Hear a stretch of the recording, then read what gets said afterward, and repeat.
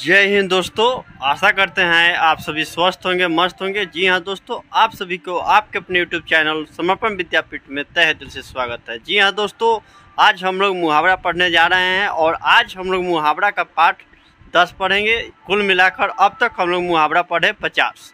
तो दोस्तों, एक एक शब्दों को हम लोग बारीकी से समझते हैं और उसको वाक्य में कैसे प्रयोग किया जाता है मुहावरा का, तो उसको भी मद्देनजर रखते हुए इसलिए थोड़ा सा वीडियो थोड़ा लंबा हो जाता है। आप लोग इस बात को ध्यान दीजिएगा। और मैं बार बार आप लोग को कहता हूं कि वाक्य निर्माण अपने से भी करने का अभ्यास करें, ताकि आपको आने वाले किसी भी प्रकार का परीक्षा में समस्या उत्पन्न ना हो। तो दोस्तों, मैं उम्मीद करता हूं आप लोग समझ गए होंगे। और चलिए तो पढ़ते हैं और समझते हैं एक एक शब्दों को बारीकी से। दोस्तों, हर बार की तरह मैं यहाँ पर एसवी लिख दिया हूँ और पाठ आज 10 हो गया। तो हो गया ये सदाबहार श्रृंखला के अंतर्गत हम लोग पढ़ रहे हैं। हम लोग को कुल पढ़ना है 100। और 100 पढ़ने की से ये बात समझिएगा कि 100 मुहावरा पढ़ ले तो हो गया, नहीं। 100 एगो पढ़ा दिए कि इसका एक संरचना बन गया कि इस प्रकार से होता है। सभी मुहावरा का अर्थ अलग अलग होते हैं, लेकिन वाक्य निर्माण करने का विधि जो होता है एक ही होता है। विधि मतलब क्या कहें, उसका जो रूप है, संरचना जो होता है, किस प्रकार से किया जाता है, वहाँ भाव बदल जाएगा एक वाक्य का। लेकिन वाक्य का भाव कब बदलेगा, जब मुहावरा बदलेगा तो वाक्य का भी भाव बदल जाएगा। तो लेकिन हम लोग की यदि एक दो मतलब मुश्किल से आप लोग 10 मुहावरा बना ले रहे हैं, 10 मुहावरा को वाक्य प्रयोग आप लोग कर ले रहे हैं, तो यकीन मानिए कि आने वाला जितना भी होगा लगभग आपको केवल अर्थ याद है, तो वाक्य निर्माण करने में आपको किसी भी प्रकार का कठिनाई नहीं होगा। दोस्तों, आइए पढ़ते हैं। कर्म संख्या लिख दिया हूँ। ये पहला मुहावरा आज का है कि 9 2 11 होना। 9 2 11 होना, 9 2 11 होना। इसका क्या आप लोग में से अधिकतर जान रहे होंगे कि भाग जाना या गायब होना या लुप्त होना। जाहिर सी बात है भाई, जो भाग गया वो दिखाई थोड़ी देगा। भाग गया तो भाग गया, तो दिखाई नहीं देगा। इसके वाक्य प्रयोग में हम लोग कैसे कर सकते हैं, पुलिस को देखते ही चोर 9 2 11 हो गया। या बहुत तरह के होगा कि 9 2 11 कब होगा, मतलब कि आप कभी कभी देखते हैं कि बच्चे भी अपने अभिभावक के डर से इधर उधर भाग जाते हैं, तो उनको भी कहते हैं कि 9 2 11 हो गया, क्या बात है। तो कभी कभी देखिएगा बिजली उजली चल जाती है, तो कहते हैं आपके आते ही बिजली 9 2 11 हो गई, यानी बिजली लाइन चली गई। समझे, लुप्त होना, गायब हो जाना, इसका अर्थ यही है। अपने अनुसार वाक्य निर्माण आप लोग कर सकते हैं। दूसरा जो है नाक का बाल होना। नाक का बाल होना का अर्थ क्या होगा जी, बहुत प्रिय होना, अत्यंत प्रिय होना। जाहिर सी बात है, नाक का बाल मतलब एक कठिन बात नहीं है। नाक का बाल जो कि हमेशा रहता है, आपके साथ रहेगा। कठिन जो आपके प्रिय होंगे तभी ना उसके साथ रहिएगा, हैं। आप प्रिय ना हो, कुरूप ना हो, मतलब आपको कोई चाहबे ना कर रहा हो, तो आप उसके पास थोड़ी रह सकते हैं, नहीं रखेंगे। आप उनके करीब कब होइएगा, आप उनके लायक हो, उनके अनुसार आप चले समझे उनको, तो भी आप उनके पास रहेंगे। तभी तो कहा जाता है कि नाक का बाल होना, अत्यंत प्रिय होना। तो दोस्तों, इसका वाक्य प्रयोग हम लोग ये करेंगे।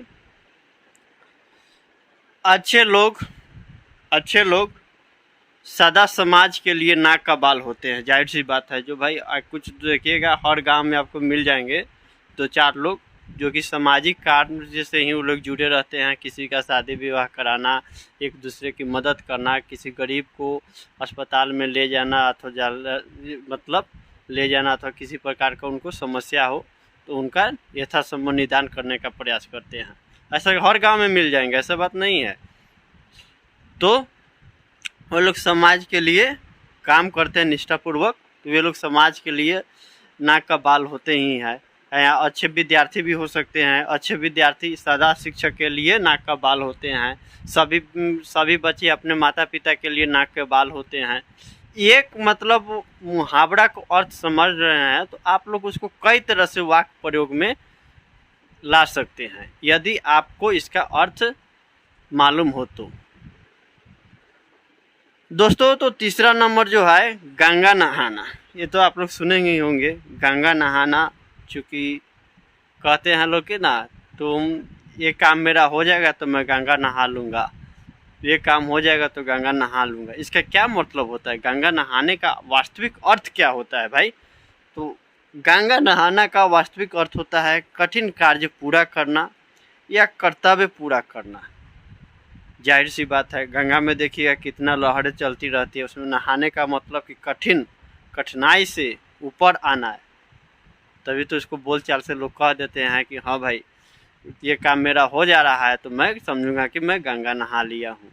अब लोग समझते थे बच्चा तो गंगा नहाने का क्या मतलब होगा, गंगा नहा लिए, वो नहीं होगा। गंगा नहाना का अर्थ देखिएगा, गंगा में जाइएगा तो शांत पानी नहीं रहता है, वहाँ पर दम एक दूसरे लहरें आती रहती है, तरंग जो होता है, और उसमें आप नहाने को जा रहे हैं, इसका मतलब कि आप मुसीबत से ऊपर आ रहे हैं, अपना जो मतलब बहुत प्रकार की कठिनाइयों से ऊपर आए, बाहर आए, उसी को कहा जाता है।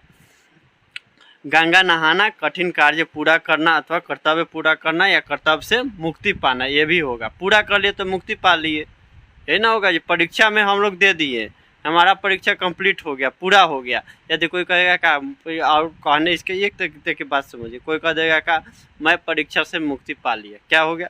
एक वाक्य को आप लोग कई तरह से लिख सकते हैं। एक बोल रहा है, ये जो बोल रहा है कि मैं परीक्षा दिया हूँ, मैं परीक्षा दिया,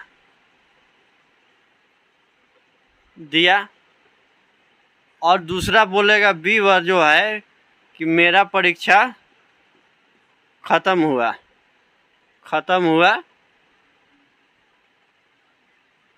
और जो तीसरा जो है सी बोलेगा, सी क्या बोलेगा, मैं परीक्षा से, अच्छा मेरा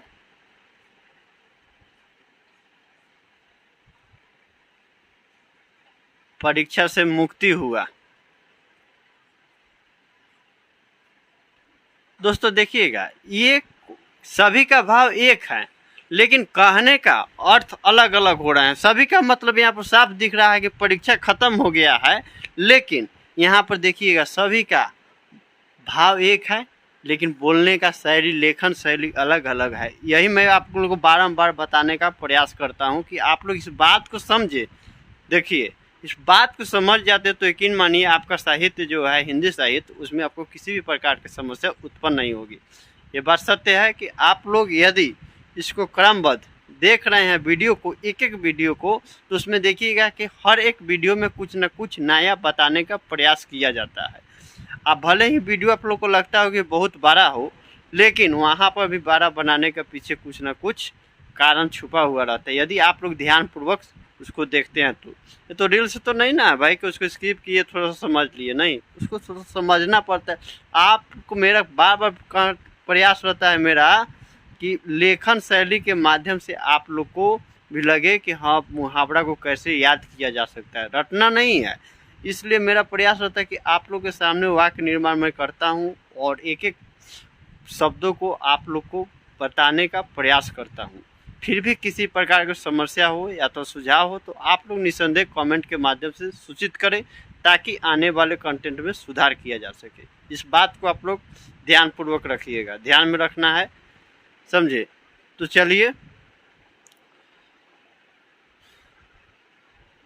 तो क्या कह रहे थे, गंगा नहाना का क्या होगा, कठिन कार्य पूरा करना या कर्तव्य पूरा करना, या हो तो इसका वाक्य निर्माण होगा सफलता प्राप्त होते ही गंगा नहा लूँगा। अक्सर कहते हैं लोग ना, सब लोग हम लोग कहते हैं कि भाई कब क्या जी तो गंगा कब नहाएंगे, तो मेरा काम ये हो जाएगा तो मैं गंगा नहा लूँगा। यानी क्या हो रहा है कि समझिए कि सफलता प्राप्त हो गया तो हम लोग गंगा नहा लूँ, क्या लूँगा, हम लोग का जो कर्तव्य है वह पूर्ण हो जाएगा। सभी के बात सत्य है जी, आपका और हमारा, ये सभी विद्यार्थी हो, हर व्यक्ति का कुछ ना कुछ लक्ष्य अवश्य होता है, किसी का बड़ा तो छोटा, लेकिन सबके अनुसार अपने अपने अनुसार एक लक्ष्य होता है, और उसको अगर प्राप्त कर लेते तो उनको एक आत्मविश्वास उनके अंदर उत्पन्न होता है। उनको लगता है कि चलो मेरा जीवन सार्थक हो गया, और अपने जीवन को नई दिशा की ओर ले जाते हैं।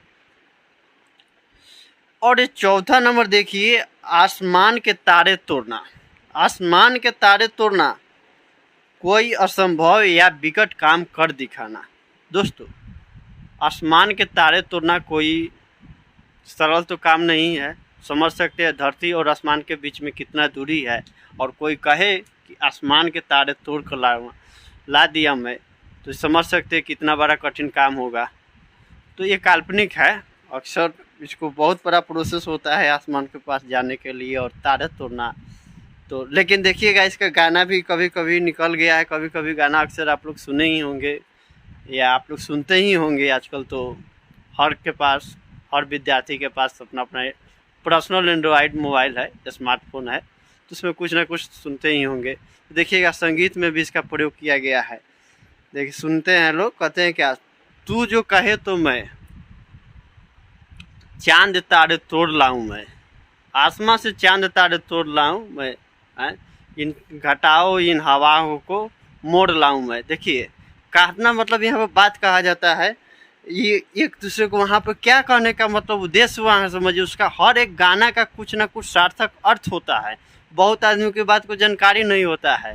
कह रहा है कि भाई चांद तारा तोड़ लाऊं मैं, तू जो कहे तो, मतलब विकट तो कह के खाली तो देखो मैं विकट से विकट काम करने के लिए भी तैयार हूँ। ये सब रील्स उल्स में देखिएगा ज़्यादा आजकल चल रहा है, ट्रेंडिंग में आ गया है इंस्टाग्राम। तो देखिएगा आसमान के तारे तोड़ना का मतलब कोई असंभव क्या कर। तो वहीं पर देखिएगा आप लोग वहाँ पर थोड़ा सा दिमाग लगाइए, अपना अप्लाई कीजिए ना, तो समझिए कि इर्द गिर्द ही सब आपके सामने घूमता है, वही हम लोग पढ़ते हैं। तो वहाँ पर गाना देखिएगा, तू जो कहे तो मैं आसमान से तारे तोड़ लाऊं मैं, समझ रहे, आसमान से चांद तारे तोड़ लाऊं मैं, इन हवा इन घटाओं को मोड़ लाऊं मैं। ये सब गाना का अर्थ क्या होता है, कुछ ना कुछ अर्थ होता है। वही है यहाँ पर, आसमान से तारे चांद तोड़ रहा हूँ, यानी कि तू कहे तो मैं विकट से विकट काम कर सकता हूँ। बात समझिए, ये सब होता है। तो इसका अर्थ होगा भारत को, इसका वाक्य प्रयोग में इसको कैसे लाना है, भारत को आज़ाद करा हमारे शहीदों ने आसमान के तारे तोड़ दिए। बात सत्य है, भारत की आज़ादी इतना सरल नहीं था। और यदि हमारे भारतीय उस समय जब तकनीक के किरण भारत की धरती पर पहुंचा ही नहीं था, उस समय अपने आप को सुसज्जित तरीके से चलाना और अपने देश को आज़ाद करना एक बहुत बड़ी चुनौती रही होगी। आज हमारे देश आज़ाद है तो हम लोग भारत के बारे में कई सारे समस्या को आगर कर लेते हैं, हम ही लोग अपने भारतीयों अपने भारत के अंदर। लेकिन उस समय की बात को कल्पना कीजिए जब भारत हमारे आज़ादी की जंजीरों से गुलामी की जंजीरों से जूझ रहा था, तब हमारा भारत की आज़ादी हुई। और आज हम लोग देखिए बड़े मतलब सरल भाषा में कह देते हैं कि भारत में ये नहीं है, भारत में ये नहीं है। उस समय बात कीजिए, उस समय के बात सोचिए, भारत को कभी सोना की चिड़िया भी कही जाती थी। बात समझिए, कई सारे गाना भी निकले जहाँ डाले डाले पे सोने की चिड़िया करती है बसेरा, वह भारत देश है मेरा। सब गाना भी देखिए ना कुछ। तो भारत को आज़ाद करा हमारे शहीदों ने आसमान के तारे तोड़ दिए, कठिन काम कर दिए, जो कि कर दिए, इसलिए हम लोग आज सही तरीके से अपने भारत में रह रहे हैं, अपने देश में रह रहे हैं। 5 नंबर देखिए, हाथ मलना पछताना। सही बात है भाई, हाथ मलना पछताना। इसका वाक्य प्रयोग हम लोग कैसे करें, तो इसका वाक्य प्रयोग ये भी होगा कि सही समय पर सही काम न करने के बाद आपको पछताना ही पड़ता है। समय चूक जाने के बाद हमें पछताना ही पड़ता है। इसका भी कई सारे लोकितिया भी होते हैं, अब पछतात होत किया जब चिड़िया चुग गई खेत। लोकितिया हो गया, लेकिन मुहावरा भी हम लोग पढ़ रहे हैं। तो बेहतर, इसका वाक्य प्रयोग, बेहतर अवसर खोकर राकेश हाथ मल रहा है। समय पर कर्म नहीं करने पर अक्सर हाथ मलना पड़ता है। दोनों का जो भाव है एक ही है, लेकिन लेखन शैली अलग अलग है। और हाथ मलना का होगा पछताना। तो मैं उम्मीद करता हूं कि आप लोग को समझ में आया होगा। फिर भी एक बार इसको स्क्रीनशॉट ले ले और लिखने का प्रयत्न करें।